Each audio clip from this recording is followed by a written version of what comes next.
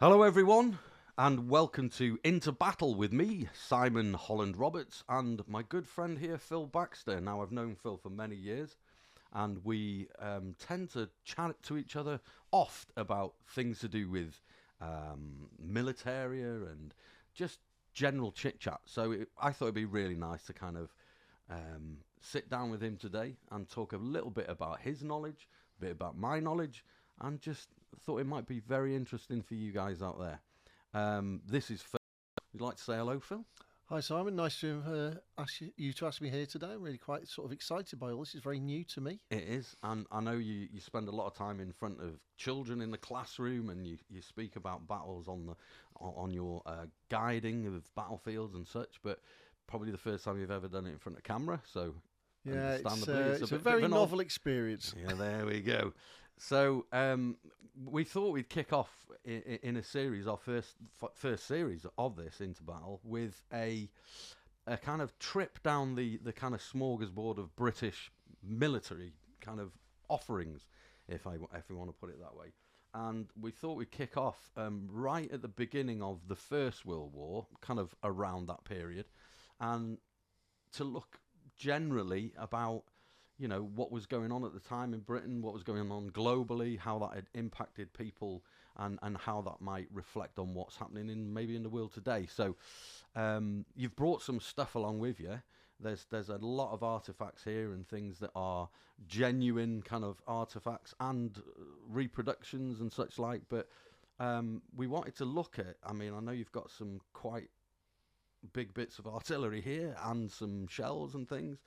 The first of which I think is an artillery shell, which I know nothing about, and you've brought them along and go, So what are we looking at here? What is this? Well, what I've got with us today is what was at the time really pretty much the cutting edge technology. The analogy I would use is if you were somebody who smoked tobacco, you might make cigarettes from paper and tobacco.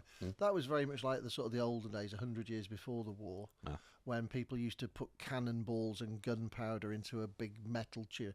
By the time we get to the First World War, we have pre-prepared artillery shells, rather like people buy ready-made cigarettes. They don't necessarily buy all the components and make them themselves. And they come as a number of little bits. The main bit, the first bit, is this bit, the shell casing. This is for a British shell called an 18-pounder. It didn't weigh 18 pounds. The bit that it fired weighed 18 pounds. So this was effectively like a giant bullet. And this would be the bit the propellant would sit in. It would be a thing called cordite, which is like a very, very fast burning string. Right. So it doesn't explode in the same way as we imagine explosion, but it pushes out a very, very long sort of stream of power to push the projectile. The main projectile, and this is a used one, God, is this thing. It's quite a heavy item. Can I pass it over to you, John? yeah. God, that is heavy. And where does it? Is that on the front of that? Yeah, this thing Bloody hell, that's heavy. will sit on the end of this shell, Right. and it'll be fitted in. This one's a bit rusty, so it's not its original engineering quality. And then into this little groove here, I'm not sure if we can pick that up when I pop it on the table. In there would be a copper band. Right. And so when the thing was fired, when the weapon was fired, that would engage with the rifling, with the spiralling in the artillery gun barrel to get the thing to fly straighter and smoother. It was all about getting it to fly in a predictable way. Right. Because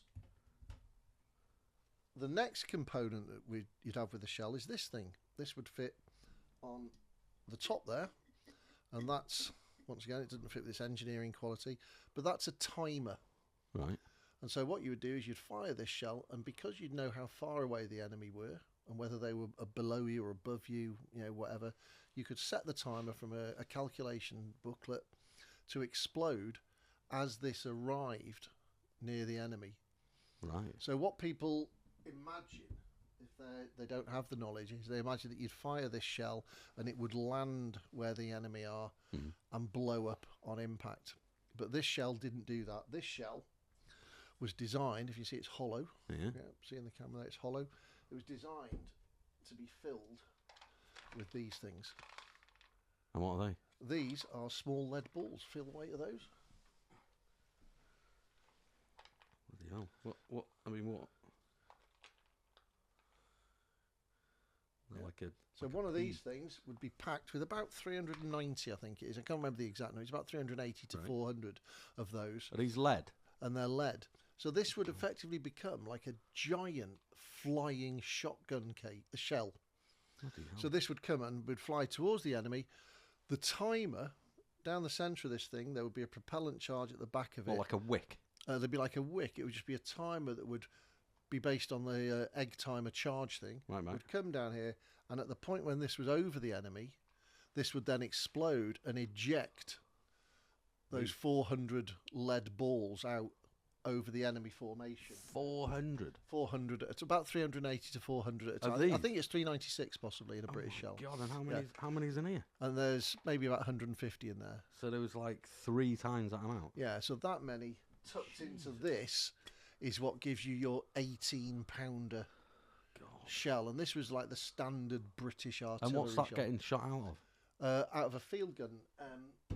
A little bit later, if you want, I've got some pictures of these. You get them on the internet. If you just look for a British 18-pounder. Oh, it's called an 18-pounder. It's called an 18-pounder gun, a field artillery gun, big spoked wheels like a cowboy wagon, towed by horses, manned by artillery gunners. That's going to do you some grief, that, innit? Well, that was the plan.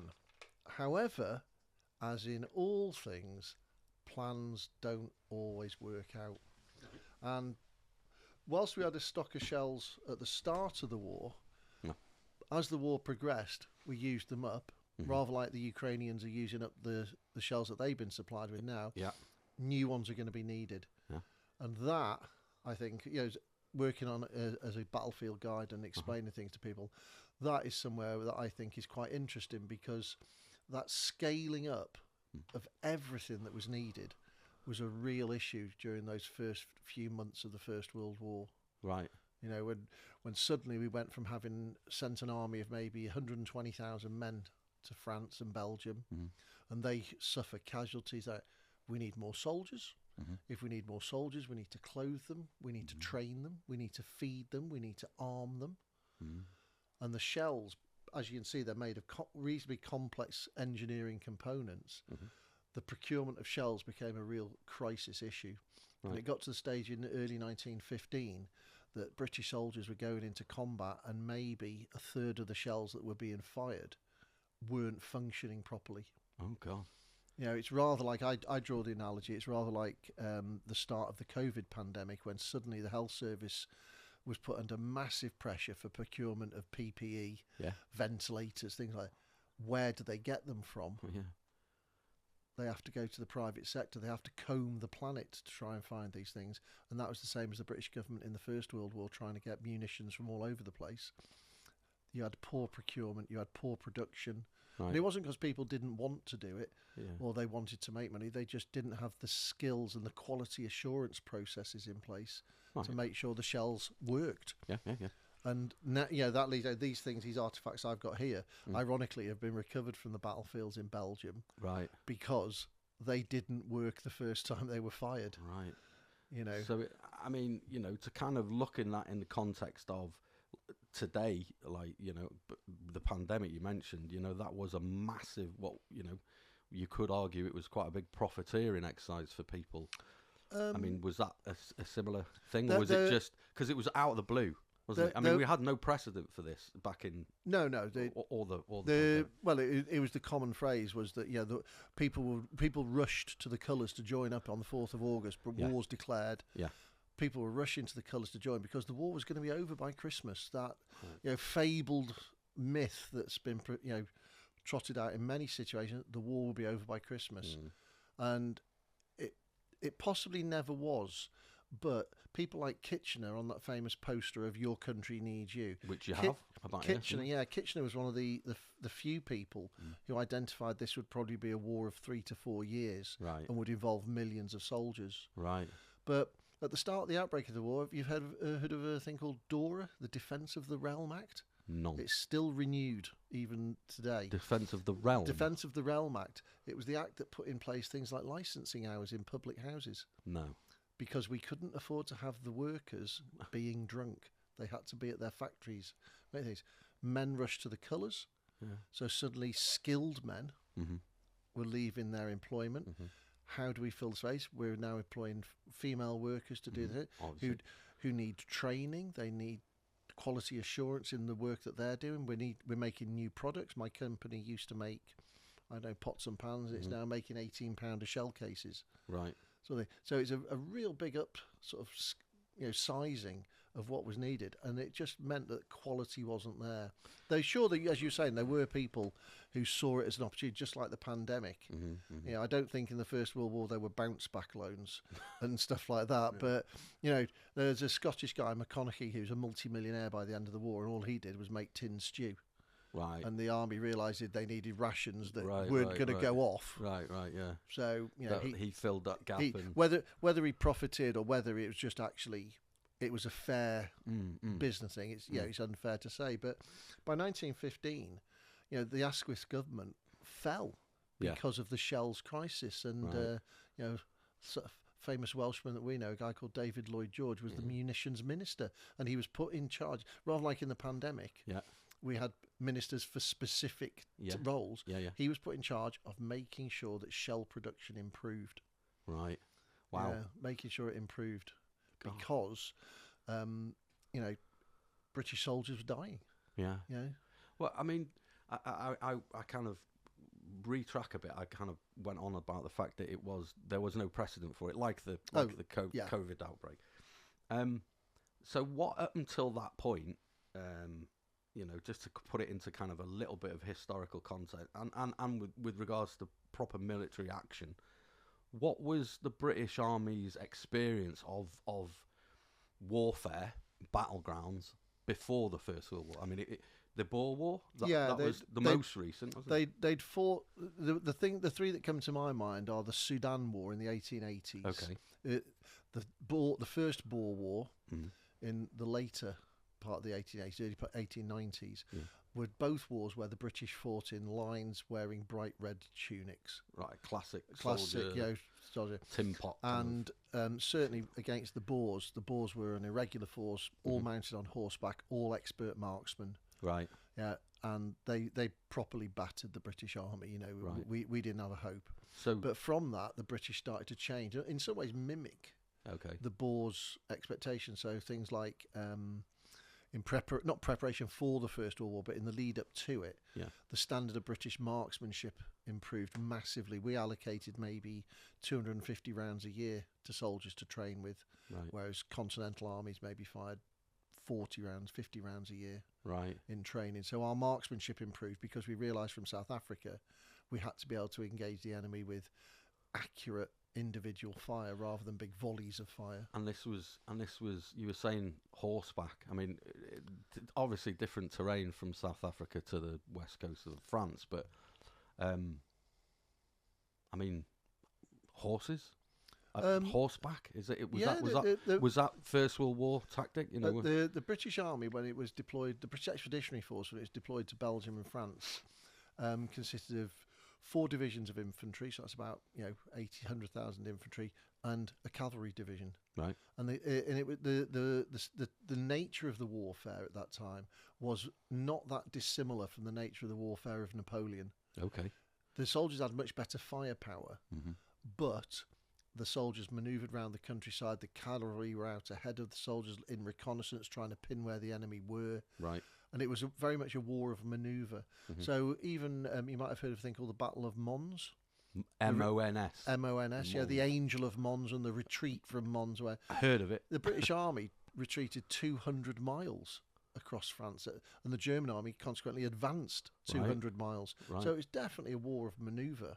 And, the first bullets fired by the British at Mons were as part of a cavalry action. They chased off some German cavalry patrols. And what were they shooting? I mean, Lee Enfield rifles. Rifles? Short magazine Lee Enfield rifle, which unfortunately I don't have an example to show you, but you're not meant to have rifles in our country anymore. It's probably a better thing, I suspect. But we've got over guns, really, haven't we? It's a bit of grouse. Yeah, but that's the thing. People have this perception, and it's a commonly held perception. The First World War was untold misery of men in muddy holes fighting across a pitiless wasteland that would been. At certain parts of it was, but in that early phase of the war, it's sometimes referred to as the race to the sea. Right. But what happens effectively is the armies don't fill the amount of land they've got, so they keep trying to get round each other's edge, Okay. to turn the flank. And so we try and get round the German forces try and get round us, and because the British are closer to the channel, it happens to involve us more, and we're just continuously trying to leapfrog round each other until we get to the channel, and then suddenly run out of space, and then that long line of entrenchment, that sort of 600 miles of entrenchment between Switzerland and the channel, kind of starts to form then. And that's when we get the kind of classic, what I would think of as the First World War, being entrenched. But this thing about the shells crisis, at this point, the British still had a doctrinal kind of perception that they would break through the German line and then envelop the Germans from behind, because we'd punctured the skin. Right.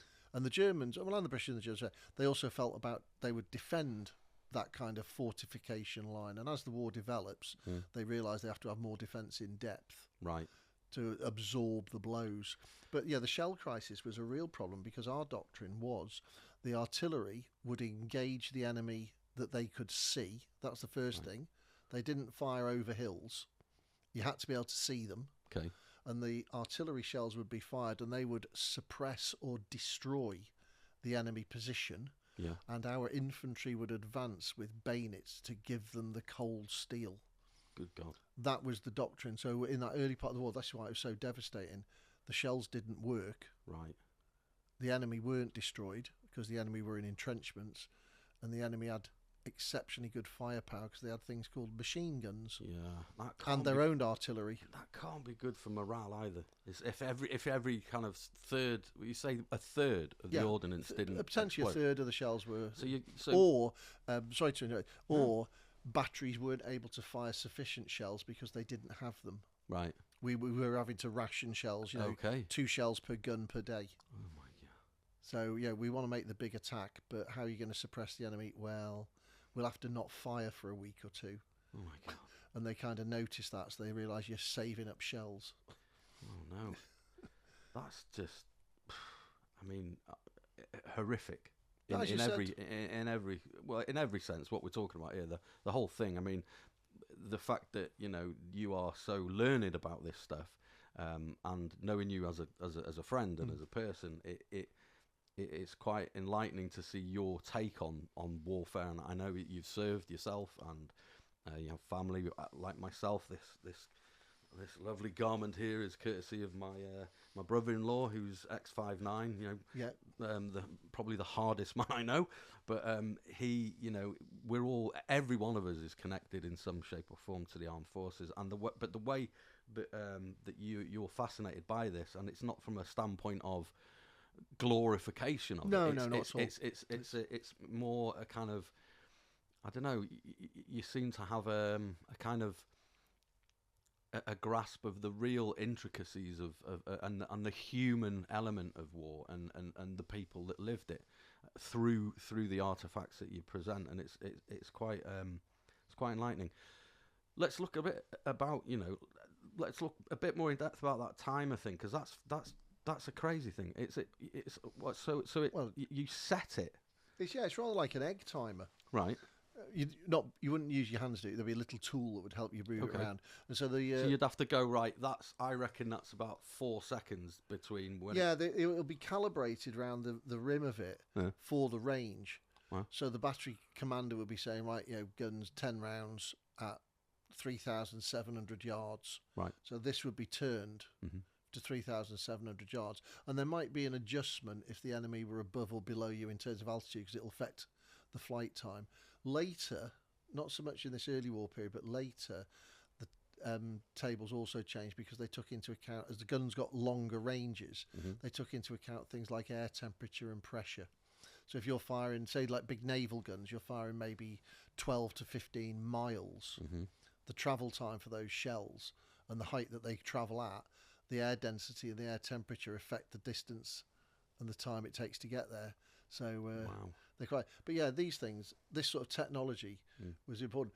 But one of the other issues that came up, rather than just the procurement of shells, was a little bit later on in 1916, when the British fight at an area called the Somme near Albert. There was a large number of shell failures there, and particularly with bigger shells. And the question was asked, well, hang about, we must have got past this shell problem now. This was last year we fixed this. Sure enough, there were sufficient supplies. Right. But they'd also developed a new fuse. And this was an impact fuse. They'd worked out I'll just take a step back. Yeah. When they were using these shells, one of the things that the Germans did to secure their positions was place barbed wire entanglements in front of them. Right. How do you get rid of the barbed wire?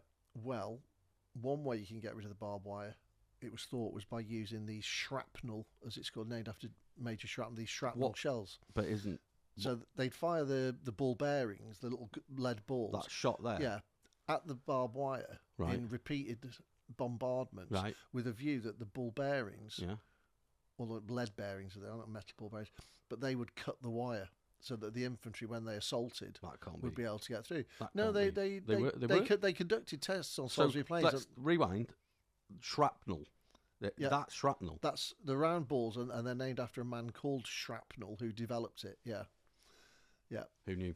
Yeah. I mean, I always think of you always think, I got a bit of shrapnel in my leg, or that's the old kind of, I got hit by a bit of shrapnel. Not to be confused with what's that? A shell fragment. Right, what's that? This is part of one of those cases that's exploded into a bit. So I in my head, that's shrapnel. Cause that's it. I got a sliver of shrapnel. So by the time I don't know why am I doing it in a Southern accent. By the time we get to the Somme, yeah, there's a realisation that the shrapnel approach is not really working as well as they wanted it to. So they start using high explosive shells, which are more like the shells we, as an everyday person, might imagine. Yeah. They land on the enemy and blow up. Right. The problem is they land on the enemy soil in their barbed wire entanglements, bury themselves, explode, and then they just lift the earth up, and the earth falls back down into the same place. So you don't destroy the wire. So a new fuse is developed that will detonate on impact with the wire. It's a super sensitive fuse. What? So as the shell flies over and it hits the wire that may be a metre off the floor, as soon as it touches that, it will detonate. The shell will explode into shell fragments, and those shell fragments will tear through the entanglement. That's the plan, and it works quite well. Hang on, rewind.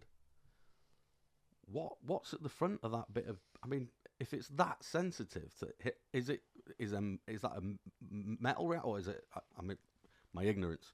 You're the physicist, by the way. He is a physicist. That kind of. I mean, that's delicate, that, isn't it? A bit of barbed wire. Yeah, it's referred to as a Gray's fuse. The mechanics of how it works are something that I'm just going to come on to. So it's all suspense. Sorry, mate. So, same sort of idea with the shell. Yeah. We have this fixed here. Matt's found an 18 pounder gun. So we've got a monitor down here, by the way. So Matt, who's in the corner and is doing all this lovely camera work for us, and so we don't have to. He's got all our stats up here and things, and an 18 pounder field gun. There it is. I mean, that's a beast. I mean, that's your classic. If I'm thinking of like when I was a kid, you got little kind of plastic toys and that. You'd have one of them knocking about, wouldn't you? Yeah. And that. It's fire matchsticks. Well, yeah. A little dinky toy that would fire matchsticks. You've got a little shovel at the front, a little spade. Pitch. What is that? A trench shovel? It's a shovel spade. Let's do this. Shovel spade. Spade's got a blade for cutting. Shovel is normally got a flat edge with a scoop, so picking up stuff. In a military sense, that would be called a digging tool. Yeah, it's a digging tool. I'm a labourer. But that would be probably, it could be for digging the stuff out if it gets bogged down in bad going. It could be for digging shell scrapes for the crew. Right. Because you've got to remember, these guns, if these can reach the enemy, then the enemy can reach you. So the guns, that's why they've got that big rectangular panel of metal to protect the gun crew from shrapnel. Right. So when you're firing at me, I'm firing. So they're firing the same stuff back. Yeah. Similar, same technology. Yeah, pretty much the same. That's the thing. I mean, obviously, it's going. People go, it's, we share the knowledge and all that lot, but,